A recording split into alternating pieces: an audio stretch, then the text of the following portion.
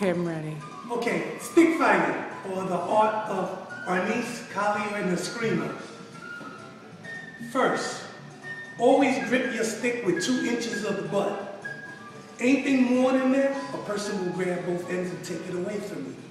So we want to grab with 2 inches of the butt so we can have butting techniques, raking techniques, and locking techniques. Now, when you hold it, you must hold it like you were holding a row of quarters. Some people hold it like this. Nothing wrong with that, but it allows your weapon to be dislodged from your hand. You want to tuck your thumb, because if you leave it out there, it'll just hit the thumb.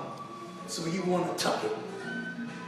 Now, everything is based upon the blade, a knife. So all my strikes are based upon these second knuckles. Not the top ones, not the bottom ones, the middle ones. Now, the only thing my wrist is supposed to do is go up and down. It should never bend like this. All it does is cock and fire. Never extend the wrist too far. You must have room to go further. So always stop it. No matter how hard you swing, stop and have room for more. Because if you do this, it's easy to lose it. Easy to be taken out of your hand. The first drill that I teach is slicing. You hold like this. The fleshy part of the palm is behind the stick with the fingers curled back. From a side view, that way if you swing, my fingers are not there to get hit. So I always hold them back. I don't hold too low, because if you hit the tip of the stick will hit me in the head. So I always hold it up here, so it's always reinforced by this hand. So, the first thing I taught was slicing. So pretend you have a pencil here, and you are going to bring the blade. See the blade? The wrist cocks, cocked, fire, never go below your head, turn and cock. Fire, turn and cock. Fire, turn and cock. As one motion. Fire, cock, fire, turn, cock, fire, turn, cock, fire, turn, cock it, fire, turn, cock it, just like a gun. Fire, turn it, cock it again to prepare it to be fired. Never let the stick go below your head, because if you aim it at my head, you will hit me in the head. So all of this is for strikes from here up. So if you stick your hand out, I'm going to just hit it and then hit you. If you reach with that hand, I'm going to hit your hand and then hit you. And then just keep on hitting you. It's one thing about stick fighters, we're not waiting for you. We're not like, okay, come on, swing. We ain't doing that. We like, what? And then we're going to chase you down the block. We're not playing. This is the first thing every student learns, is to hit, hit, hit, hit. Now move over, turn your body and hit him.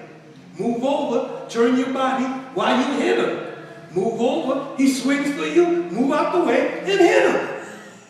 I ain't blocking nothing. Either I'm going to stand here and hit you, or I'm going to move and hit you. That's the nature of our art. Now, when you get this coordination, the next is the checking hand.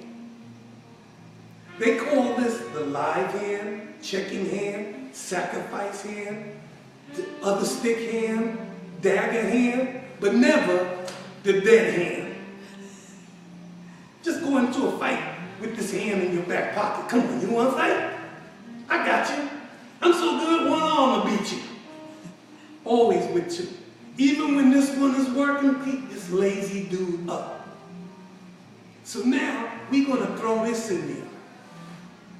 And the reason we put it here is because the art of deception is part of our art.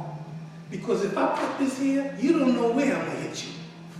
I might be hitting you in your knee. I'm telling you, we love hitting people. Then I'm gonna pull back, pull this out, hit you, and then touch you. We want to reach and touch you. So the way I describe it to my students is, if you come to this party, not only am I going to serve you, but I'm going to give you a doggy bag as you leave. So we are about multiple hits. This is one of the first striking methods we teach. We have many. This is just one. And I call this slicing. This will work whether I have the stick or my empty hand. It's the same. It's just my empty hands are faster. So if you reach for me, all I'm going to do is, this is my stick, and grab you. And then once I do this, then I'm going to hit you with that hand.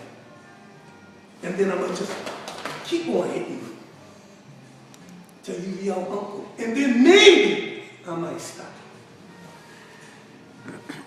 If somebody in the crowd asks me politely, did you get all of that? I got it. Oh, this.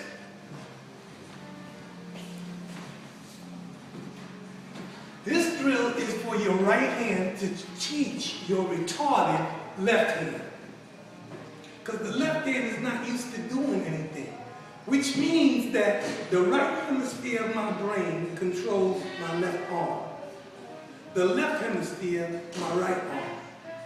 So this combination here is always getting used. This one, rarely. Unless it's intuitive and artistic. But if I'm not intuitive and I'm not artistic, that's like dead weight. But because of this double-handed drill, my right is going to train my left. And what do you think happens with my brain when this catches up? They start to work together. Both hemispheres. So I call it creative intelligence. Instead of just intelligence and minimal creativity. So now we want to combine them in terms of creative intelligence. So these are the drills for my right hand to teach my left.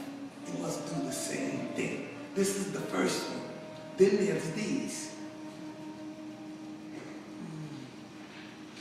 Then this.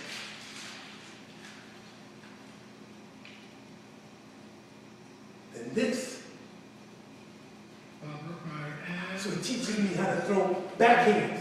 And it teaches my left hand how to throw backhands. So this is to the head. I usually use my chest as the guide. Which means I gotta control the stick. All movements come from this. So if I was like this, or standing with my hand crossed like this, all the moves that I throw come from there. Just like this. Then from here, I'm going to the waist. And then bring it back to the starting position. Always with the blade.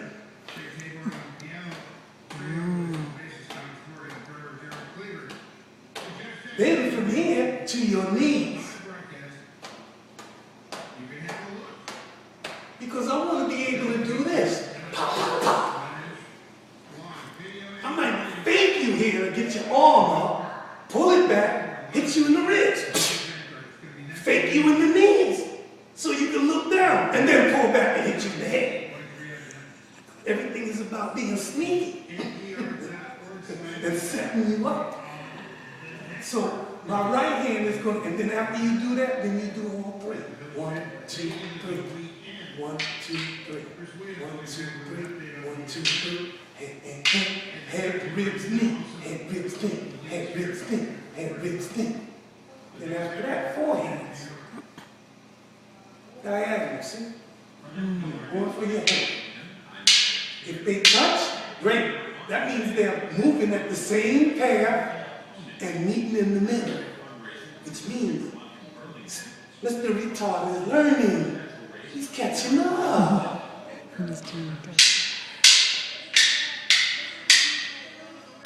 Here, just like if I was in a fight. Bring him in. Just like I was in a fight. Same. Head, ribs, knees. Then all three. Head, ribs, knees. Pop, pop, pop. Then after you get that, then it's head, ribs, knees, backhand. Head, ribs, knees. So now I'm gonna do your whole body. Bam, bam, bam, bam, bam, bam.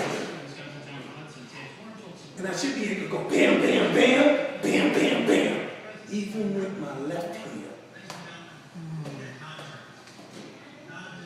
You understand? I understand. All right. Thank you.